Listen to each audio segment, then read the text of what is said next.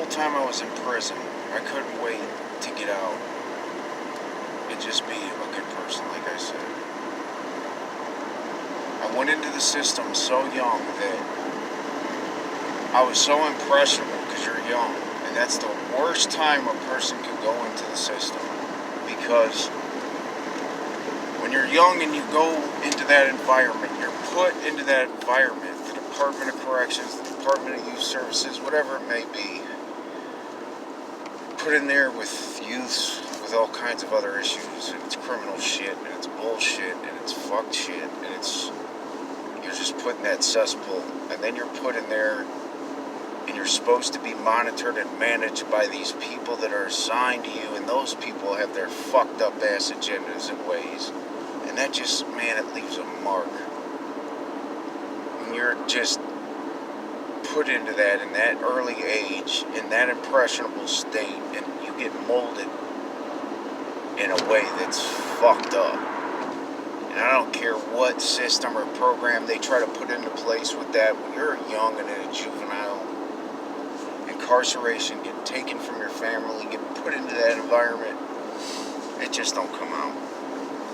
It puts you on a path, and I got set on a path. It was drugs, alcohol, whatever, and it all leads to being an addict and that lifestyle and consequences. And hardly any of us ever come out of it. And we did. We have. We have. Yes, we have. We are every day. And that's the most fucked up part about my conditions and my mentality is I don't recognize sometimes the blessings that are just so clear and bright in my face. Because there was a time I was in a box by myself, isolated, being treated like an animal. Yeah. Harassed, laughed at, taunted. You're not gonna do this, you're not gonna do that, you're a piece of shit, fuck you, inmate, get it yourself, ha ha. So then I start drawing. As it means to deal with the fucking anxieties and the monster in my head. So I have to use the energy for something, so I put the fucking pencil to paper as a means of something to do. And it evolved over time. And then the whole time that process is running alongside of whatever kind of lifestyle I got into in there. Gangs. You want to talk about racial discrimination? Okay. You want to talk about racism, being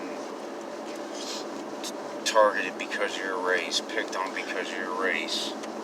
Yeah, I don't think too many people can say more than I can about that.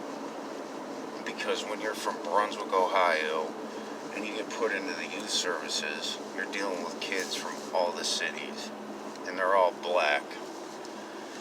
Because everybody knows that's what, hey, everybody, lock up all the black people, right? That's what they say. Well, it's true. There's a lot of black people locked up, and they're pretty pissed off about it. And they feel like the white man's responsible, alright? So now you get yourself put into that environment, coming off of the street as a young kid. Hey man, I was listening to Eazy-E and all that shit, hey. Cleveland kids used to come into Brunswick and they had that urban lifestyle thing going on. White kids were starting to wear black clothes, all that stuff, hanging them off their pants. Off their ass, I mean. Pants hanging off their ass. I was a stoner, man. I was Metallica, chain wallet, Slayer shirt, shaved head, fuck you, combat boots. So there was a clash. So when I went into the youth services, Cuyahoga Hills, Mohican, all these Cleveland kids, man, the fucking white ones wanted to be black, wish they were. And then if you were just white and from a rural place and not a city kid, you were the fucking white boy, this, that, and the other, because then whatever other white kids you were locked up with were playing black and, trying to be black and fit in their defense mechanism, whatever. I never did that. That's not who I was. So yeah, you know, get your boots laced, buddy. It wasn't fun, you know. So yeah, you want to talk about it? I've been through it. You know, it's not fair. I was targeted just because I was white and I was in a different environment. You know, I had to take the jumpings, the ass whoopings, all that, and I did. And I gave some too, but I never ran from any. Alright? And no, I don't hate nobody. But when you get put into prison, it's different. Everything becomes about race then. Okay? It's unfortunate what I see out here now. Because after all the years of being in there, and then wanting to come out and get away from that shit and that negativity, it's worse out here. It's sad, man. You know, especially with all this election shit going on right now.